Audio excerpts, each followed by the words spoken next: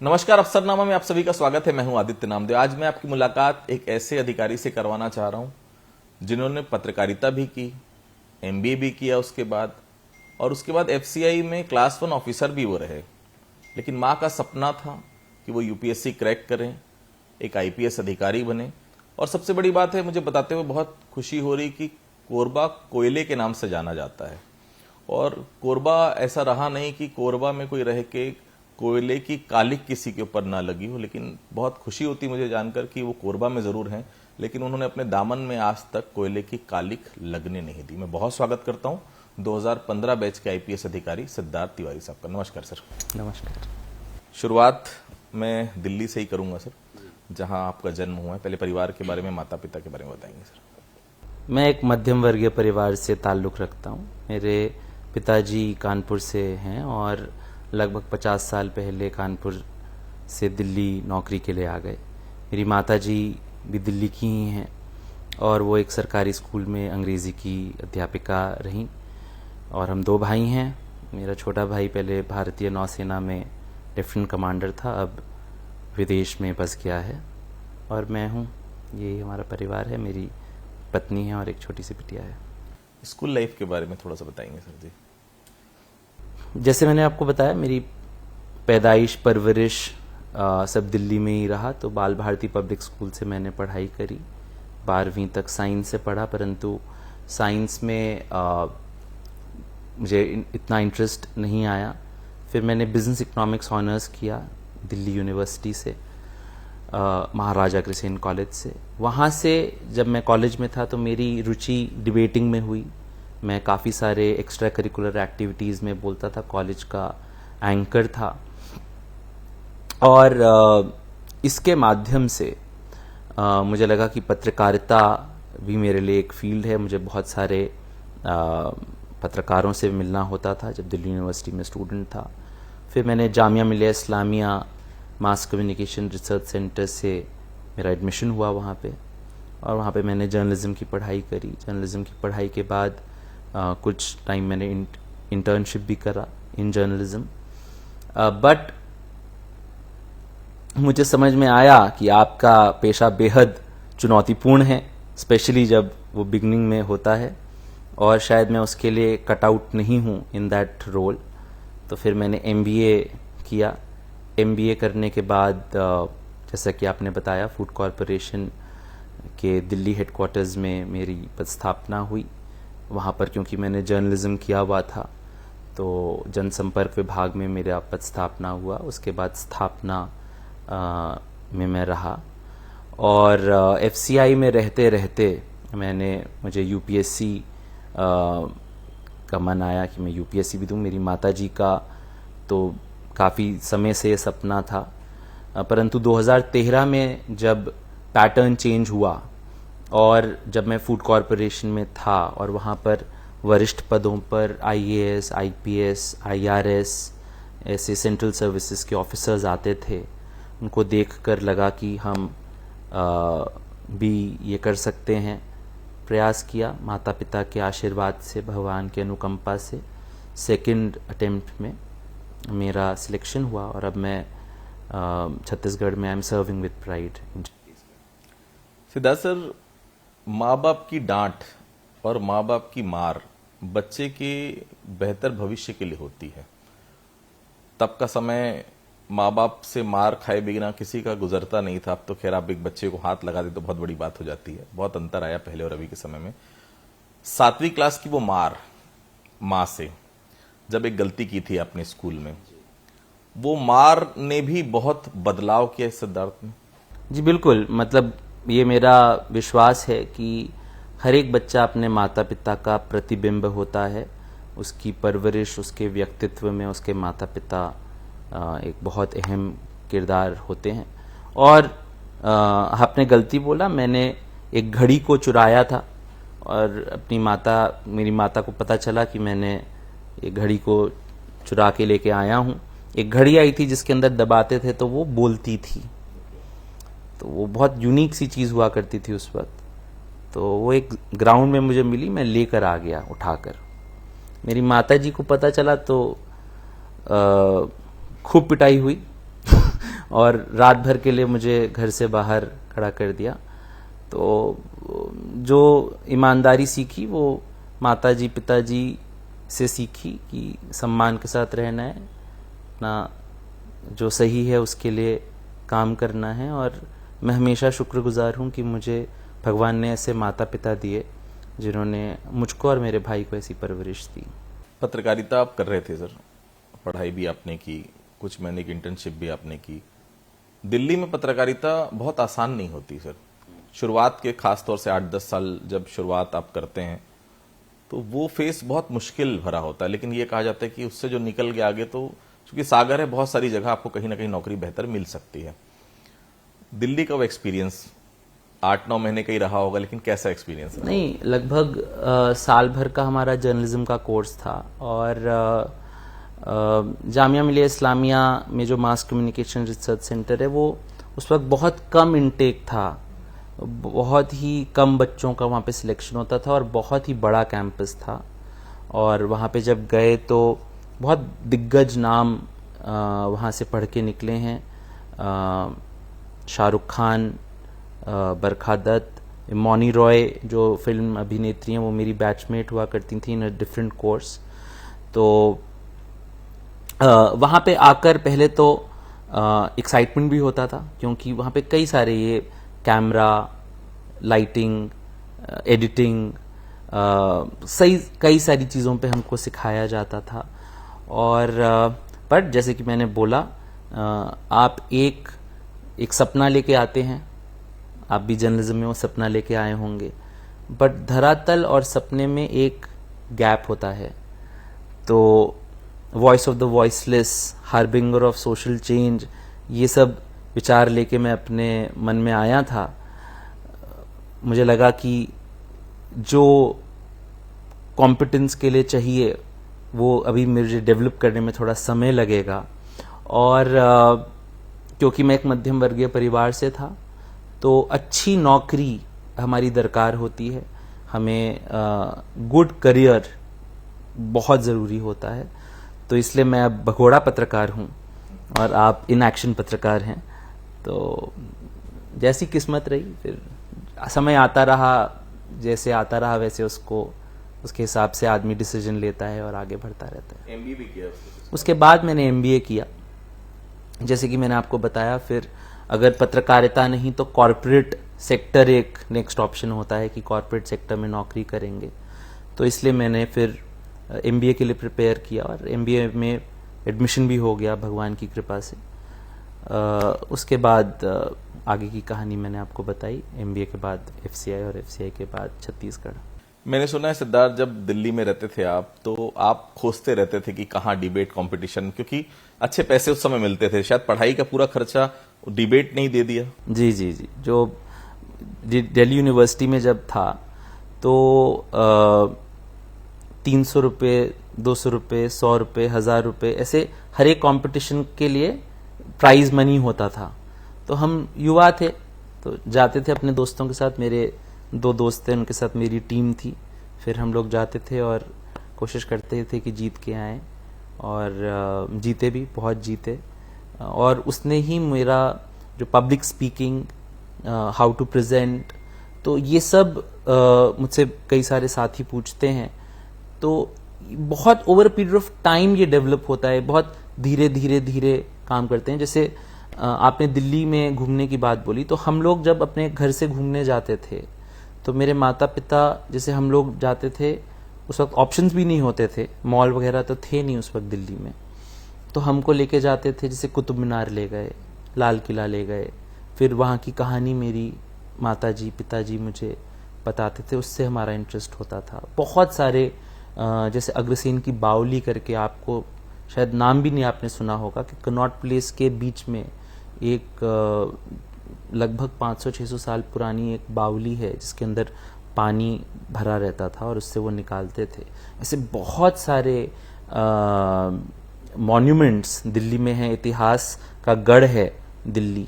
तो हम लोग घूमते रहते थे, यही सब पता लगते रहता था, और इससे कहीं ना कहीं जो इतिहास में मेरा इंटरेस्ट आया, पढ़ने लिखने में इंटरेस्ट आया। जैसे एक book trust of India, national book trust, उसकी बहुत सस्ती किताबें आती थीं 2 रुपये 5 रुपये की, इतिहास के ऊपर, जानवरों के ऊपर, वाइल्ड लाइफ पर, वो मेरे माता पिता दिलाते थे। और दिल्ली के पास जैसे हम ऋषिकेश जाते थे, वहाँ पे गीता प्रेस गोरखपुर की किताबें 1 रुपये 2 रुपये की किताब होती थी, वो सब पढ़ते रहते थे, तो अच्छा लगता था बहुत। अब पीछे मुड़ के देखता हूँ तो लगता है एक तो कि बहुत समय निकल गया है और दूसरा ये कि इन सब चीज़ों ने कैसे आपको जैसे शेप किया है, आप उसको महसूस कर सकते हैं। एफसीआई में बहुत अच्छा करियर वैसे ही बन चुका था, क्लास 1 ऑफिसर थे आप, और सबसे बड़ी बात है कि फ्यूचर सिक्योर था उस समय। क्लास 1 ऑफिसर बनने के बाद ऐसा लगता है कि जीवन जहां तक पहुंचना था पहुंच चुके थे। क्या ऐसा इंसिडेंट हुआ कि उसके आगे बढ़ने के बाद ना सोचकर आपने फिर यूपीएससी की तैयारी शुरू की? जैसे कि मैंने आपको बताया, मेरी माताजी का बचपन से ही सपना था, मतलब उनका काफी लंबे समय से। क्योंकि मैं इसलिए पूछ रहा हूँ कि बीए के बाद भी आप बहुत आराम से यूपीएससी क्रैक कर सकते थे। हाँ, आप सही कह रहे हैं, बीए के बाद भी मैं कर सकता था। और बट मुझे ऐसा लगता है कि यूपीएससी एक ऐसा एग्जाम है जो आदमी जब तक स्वतः स्फूर्त वो पढ़ाई ना करे तब तक वो नहीं कर सकता। शायद एमबीए के टाइम पर या जब मैं जर्नलिज्म में पढ़ रहा था, कॉन्फिडेंस भी चाहिए होता है। क्या है, एमबीए यूपीएससी एक बहुत ही फिजिकली, इमोशनली, मेंटली आपको थकाने वाला एग्जाम है। वो बहुत मेहनत मांगता है और कभी कभार हम स्वयं तैयार नहीं होते, या तो हमारे अपनी कैपेबिलिटी के अंदर विश्वास नहीं होता है, कभी कभी हम तैयार भी नहीं होते हैं कि क्या हम इतनी मेहनत कर सकते हैं। परंतु जब मैं नौकरी में आया और एक 2013 में, जैसे कि मैं आपको बता भी रहा था, पैटर्न भी चेंज हुआ। तो यूपीएससी के बारे में जब मैं छोटा था तो एक धारणा थी सबके मन में कि उसमें बहुत रट्टा करना पड़ता है, उसका पेपर बहुत कठिन होता है और बहुत रट्टा मारना पड़ता है। परंतु 2013 में जब मेरी समझ भी थोड़ा, मैं मैच्योरिटी भी आ गई सोच में, तो पता चला कि GS4 के 4 पेपर्स इंट्रोड्यूस किए हैं और उसको समसामयिक बनाने का प्रयास किया गया है। ऐसा एनालिसिस में और जो न्यूज़ में आया वो मैंने पढ़ा और एक ऑप्शनल का पेपर ख़त्म किया। तो ये विश्वास आया मेरे मन में कि मैं पढ़ सकता हूँ, कर सकता हूँ। और भगवान बहुत सारे लोगों से मदद, अननोन क्वार्टर से हमारी मदद कराता है। मैं आपको बताना चाहूँगा कि जब मैं यूपीएससी का, मेरा इल्म भी नहीं था कि मैं पढ़ूंगा या करूँगा, तो मैं एजीएम हुआ करता था। तो मेरे साथ एक लड़के की पदस्थापना हुई मेरी शाखा में, उसका नाम था संदीप बलागा, वो भी एजीएम था एफसीआई में। और संदीप और मैं एक कमरे में पढ़ते थे, वो पढ़ रहा था, मैं नहीं पढ़ रहा था। तो मेरे मन में ख्याल आता था कि मैं दिन भर फाइलों में डूबा रहता हूँ और ये यूपीएससी की पढ़ाई कर रहा है, मैं भी करूँ पढ़ाई। तो संदीप ने मुझे फिर पहली बारी किताबें दिलाई, सब मेहनत कर बताया कैसे पढ़ सकते हैं। हम दोनों ने यूपीएससी दिया और मेरा सिलेक्शन आईपीएस में छत्तीसगढ़ काडर में हुआ। संदीप बलागा जो मेरा रूममेट हुआ करता था, उसका सिलेक्शन आईएफएस में हुआ छत्तीसगढ़ काडर में 2015 बैच, और हम दोनों एक साथ फिर दंतेवाड़ा में एसपी और डीएफओ भी रहे। तो ये जीवन का चक्र है, चलता रहता है, अलग अलग रंग दिखाता है, हम देखते रहते हैं, फिर आगे सीखते रहते हैं। एफसीआई फिर मैंने सुना सर शादी ब्याह उस दौरान हो गई थी, बहुत चैलेंजिंग होता है शादी के बाद तैयारी करना, क्योंकि 2012 में शादी हुई और 2013 में पहला अटेम्प्ट, समय भी ज्यादा नहीं हुआ था, क्योंकि ये माना जाता है कि नई शादी होती है, घूमने जाना है, रात में पिक्चर देखने जाना है, बहुत सारी अलग अलग प्रायोरिटीज, क्योंकि आपके साथ एक का और जीवन जुड़ा होता है जिसके लिए भी आपको सोचना पड़ता है। तो ये मानूं कि सिद्धार्थ तिवारी जी से ज्यादा सेक्रीफाइस सिद्धार्थ तिवारी जी की वाइफ ने किया। जी बिल्कुल, मेरी पत्नी ने, इसमें मानने की बात नहीं है, ये मैं तो इसमें विश्वास करता हूँ कि मेरी पत्नी यदि मेरा सपोर्ट नहीं करती और वो यदि क्योंकि जैसे कि आपने बताया, शादी होती है, फिर कई सारे ड्रीम्स होते हैं, एस्पिरेशंस होते हैं, परंतु ये सोच के कि हम एक हायर गोल के लिए काम कर रहे हैं, उन्होंने मेरी बहुत सपोर्ट किया और अभी तक कर रही हैं। पुलिस भी एक बहुत चैलेंजिंग नौकरी होती है, हर दिन एक नया चैलेंज लेके आती है। और मुझे ये मेरा मानना है कि यदि आपको घर पे इमोशनल स्टेबिलिटी मिलती है तो काम करने में कई गुना हम आराम से उस काम को कर सकते हैं। तो केवल तभी नहीं, आज भी वो सपोर्ट करती हैं और उसके लिए हमेशा मैं कृतज्ञ भी रहूँगा। कैमरे पे बोलना भी पड़ेगा, नहीं तो बाद में आप उनसे डरना भी पड़ता है। घर की एसपी तो वही है सर। घर की एसपी, घर की होम मिनिस्टर वही हैं फिर। सर मैंने सुना है कि टेस्ट पेपर्स और किताबें भी जो हैं मैडम ही लेकर आती थी। हाँ बिल्कुल, वो सेंट्रल जीएसटी में काम करती थी एज अ इंस्पेक्टर, और हम लोग मेट्रो से ट्रैवल करते थे, तो वो उनका ऑफिस से मेरे जो टेस्ट सीरीज के आंसर शीट्स होती थी या जो भी बुक्स वगैरह आती थी, क्योंकि राजेंद्र नगर से काफ़ी सारी बुक्स मिल जाती थी और कटवारिया सराय जो ओल्ड जेएनयू कैंपस के पास था, वहाँ से बहुत सारी बुक्स मिलती थी, तो वो जाती थी लेके आती थी। मैं ज़्यादातर घर पे रह के अपनी पढ़ाई करता था। तो बहुत यूपीएससी सिर्फ आप एक एस्पिरेंट या एक ऑफिसर को देखते हैं कि इस लड़के ने क्लियर किया, परंतु मैं आपको बता सकता हूँ कितने ही लोग हैं जिनका योगदान है, जिन्होंने हमारी हेल्प करी होगी, जिन्होंने हमें मोटिवेट किया होगा, जिन्होंने हमको गाइड किया होगा, और उन सब के सम्मिलित उससे ही ये क्लियर हो सकता है एग्जाम। ये बहुत हम्बलिंग एक्सपीरियंस है। मैं मतलब आपको बताना चाहूँगा कि जैसे जब मैं एफसीआई में काम करता था तो मेरे बॉस हुआ करते थे जीएन राजू, वो डीजीएम हुआ करते थे। एक लड़का जो पढ़ाई कर रहा है उसको छुट्टी चाहिए, छुट्टियां दी भरपूर, अपनी अर्न लीव दी, पर दी कि जाओ तुम पढ़ो। वो नहीं देते तो हमेशा मन में खिंचाव रहता। तो कितने ही लोग हैं जिन्होंने हेल्प करी होगी। आपको सिर्फ सिद्धार्थ तिवारी, आप तो सब अधिकारियों को जानते हैं, आपको केवल एक अधिकारी दिखता है, परंतु उसको क्लियर करने में, उस पेपर को निकलने में बहुत सारे लोगों का योगदान और सैक्रिफाइस होता है, और शुभकामनाएं भी। 2013 जब पैटर्न चेंज हुआ, पहली बार आपने यूपीएससी दी, प्री निकल गया, मेंस रुक गया, लगा कहीं अपनी कुछ चीजें छूट रही हैं, ऐसा लग रहा था कि यार कहीं हम पीछे रह रहे हैं। क्या एनालिसिस किया उस समय आपने? जब मैंने पहली बारी पेपर दिया 2013 में, तो मैंने कोचिंग नहीं ली थी, और मैं पढ़ भी नहीं पाया था। एक्चुअली हमें ये गाइडेंस नहीं थी कि कैसे इस पेपर के लिए पढ़ना है, क्योंकि पैटर्न भी पहली बारी चेंज हुआ था। किसी को इतना अंदाज़ा नहीं था कि किन चीज़ों के ऊपर आएगा एग्ज़ाम। परंतु जब मैं पेपर लिख रहा था तो ये तो समझ में आ रहा था कि मैं नहीं कर पाऊंगा, बट जब मैं प्रश्न को पढ़ रहा था तो मुझे समझ में आया कि इस तरह के प्रश्न को मैं बहुत आराम से निकाल सकता हूं यदि मैं इसको पढ़ूं। तो इसको पढ़ा, और आपने सही बोला, स्वॉट एनालिसिस भी किया। सिलेबस को बार बार पढ़ना, मुझे बताया गया कि आपका टारगेट ऑडियंस यूथ है, तो जो बच्चे यूपीएससी के लिए पढ़ रहे हैं उसके लिए भी मैं बताना चाहूँगा कि सिलेबस को ही कुंजी मानिए, उसी को, जैसे मैं डेली उसको सुबह उठ के पढ़ता था कि सिलेबस क्या मांग रहा है, हमको वो पढ़ना है जो सिलेबस पूछ रहा है। कई बारी जीवन में और एग्जाम में हम वो बताते हैं जो हमको पता है, बट यूपीएससी में हमको वो लिखना है जो क्वेश्चन पूछ रहा है। उसका एनालिसिस, अगर वो डिस्कस बोल रहा है तो डिस्कस करना है, अगर एनालाइज करना है तो एनालाइज, अगर क्रिटिक बोल रहा है तो क्रिटिकल एलिमेंट्स लिखने हैं। ये सब चीज़ें यूपीएससी में पेपर लिख के ही समझ में आई। और मैं, जो अच्छे पेपर्स होते थे, एक एकेडमी थी जहाँ से मैं एग्ज़ाम लिखता था, वो अच्छे बच्चों के पेपर स्कैन करके अपलोड करते थे। तो मैं और मेरी माताजी और मेरी पत्नी, हम तीनों बैठ के उनको पढ़ते थे और देखते थे कि ये क्या कर रहे हैं और हम क्या कर रहे हैं और क्या हम सुधार कर सकते हैं, और इस तरह से हमने उसमें सुधार किया। तो मैं हमेशा मानता हूँ, और यूपीएससी के दौरान भी और अब भी मेरे घर में एक सूत्र वाक्य है जो हमेशा लिखा रहता है, वो है श्रमेण सर्वम साध्यम। आप मेहनत कीजिए तो मेहनत से आप कुछ भी पा सकते हैं। इसी के लिए हम ये करते रहे। छत्तीसगढ़ काडर मिला सर।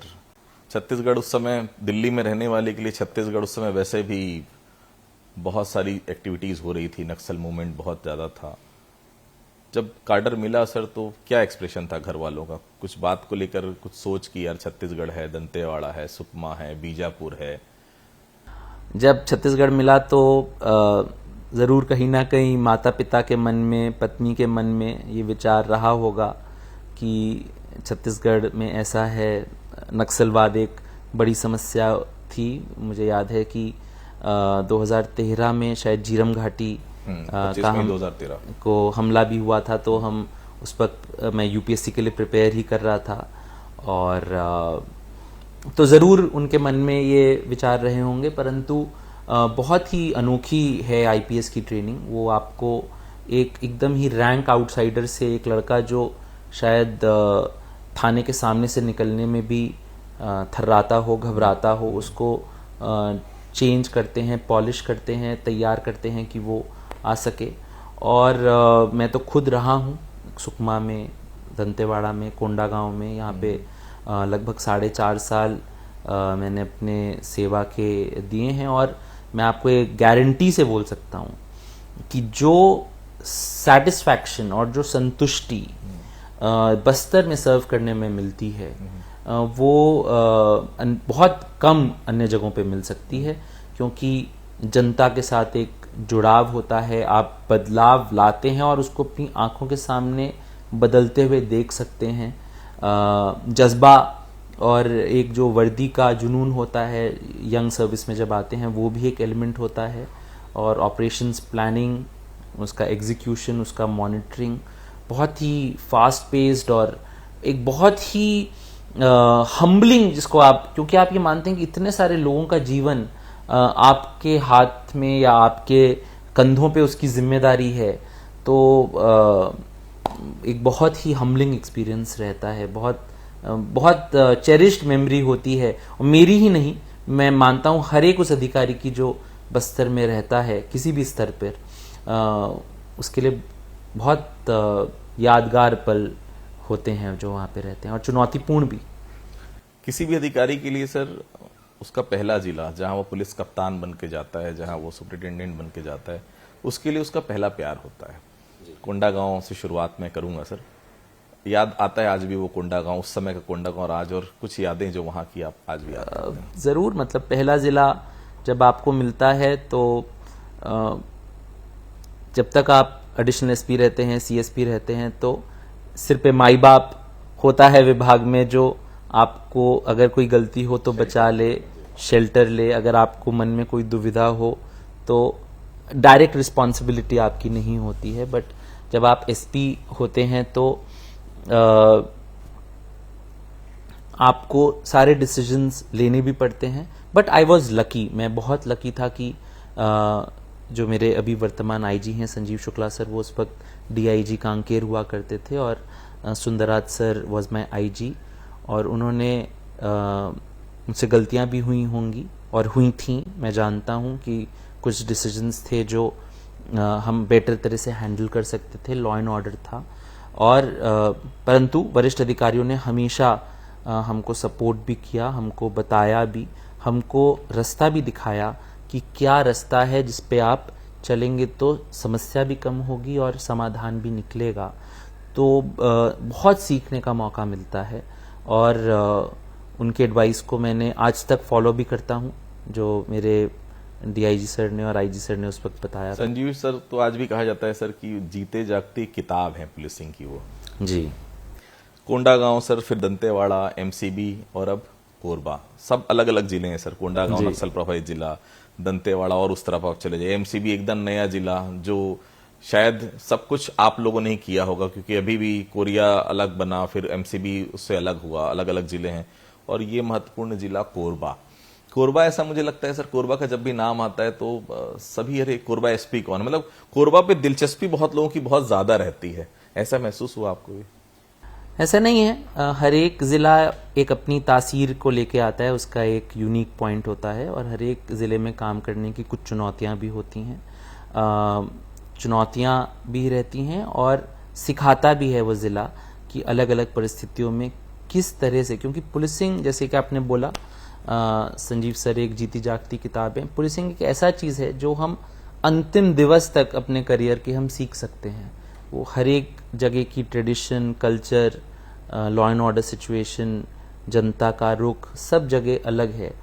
तो सीखने का मौका मिला सभी ज़िलों में, कोशिश किया कि वहाँ से सीख सकूं। अपने को आज भी मानता हूं कि स्टूडेंट ऑफ पुलिसिंग हूं, डेवलप करूं और basic policing and professional policing की तरफ अग्रसर हूं। और अब पुलिसिंग का स्वरूप भी बदल रहा है और ये एक हम सबके लिए चुनौती है, क्योंकि जब मैं आया था काडर में तो ओटीपी या अलग किस्म का क्राइम होता था। आजकल साइबर क्राइम, और मैं खुद महसूस कर रहा हूं कि स्वरूप जो है वो बदल रहा है। तो हमको प्रिपेयर भी होना है, उसके लिए हमको भी वो मेहनत करनी है। अगर हम स्वयं मेहनत करेंगे तभी नीचे वाले अधीनस्थ को लीड कर पाएंगे। तो एक चुनौतीपूर्ण समय तो है और ज़रूर इसका मतलब है कि हमें और आगे मेहनत भी करनी पड़ेगी, सीखना भी पड़ेगा और हमेशा सीखने की मंशा से आगे बढ़ना। तो आपने सुना सिद्धार्थ तिवारी साहब को, उनका एक ही सूत्र वाक्य, मेहनत आप करिए, मेहनत करने से सब कुछ आप जीवन में पा सकते हैं। लेकिन बहुत साफ है कि हार्डवर्क का, मेहनत का कोई दूसरा सब्स्टिट्यूशन नहीं होता। आपको मेहनत करनी है तो आपको करनी है, डेडिकेशन के साथ काम करना है तो करना है, पढ़ाई करनी है तो करनी है।